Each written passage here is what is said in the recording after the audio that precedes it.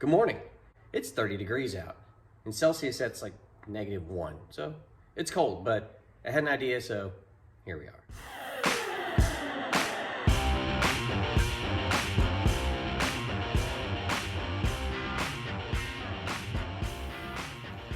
All right, so I'm in the middle of putting front shocks on my 1973 Pontiac Ventura.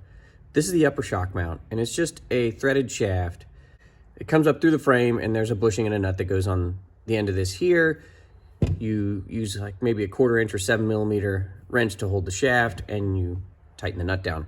The problem that I'm having, that's the problem with a lot of these, is there's not a whole lot of room between the top of this shock and the inner fender.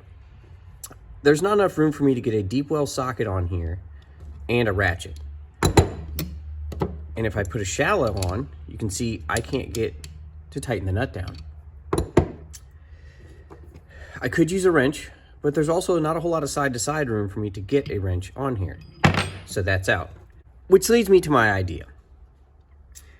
Have you seen the pass-through ratchets and sockets? You probably have and hadn't even thought about it. Basically, a pass-through ratchet and socket is what it sounds like. It allows that socket to pass through. You can see the end of the shaft here. And basically the ratchet is like a gear wrench, and then you can turn it. Well, this would be great if this was the size nut I needed and I wouldn't have to make a tool. But it's not the size I need, and it's too tall. So my plan today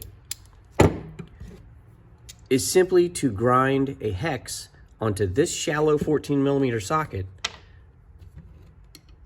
so that I can put it on here, use a gear wrench, and tighten the nut down for the upper shock mount. Let's see if we can pull it off. All right, first thing I've done is I took this nut, put it on top of this socket, and I just used a Sharpie to trace the outline. That's how much I need to grind away. Next, I'm gonna take depth.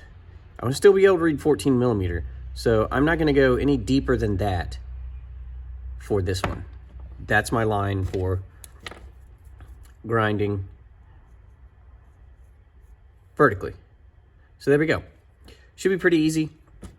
We're gonna go over to the grinder and, well, grind. I mean, it is what it says. So I'll try it out and I'll come back and let you know what happened. And we're back.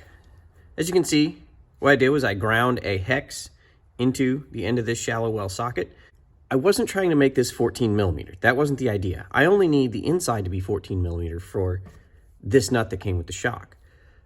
The only reason I used this nut that came with the shock to trace the top was just to get the 6-sided shape. It actually ground out to a 17mm, which is just fine. So now I'll be able to put this 17mm onto this shallow well socket.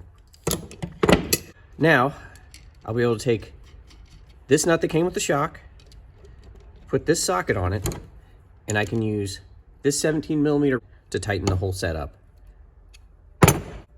That's all there is to it. Never be afraid to take your tools and modify them so they work better for you. It still works as a regular socket with the 3/8 drive. I didn't ruin it. I just modified it so it better suits my needs. Now I can get the job done. It's gonna be a lot easier for me, and I'll have this for future use and I won't have to make one next time. All right, that's it for today. We'll see you next time.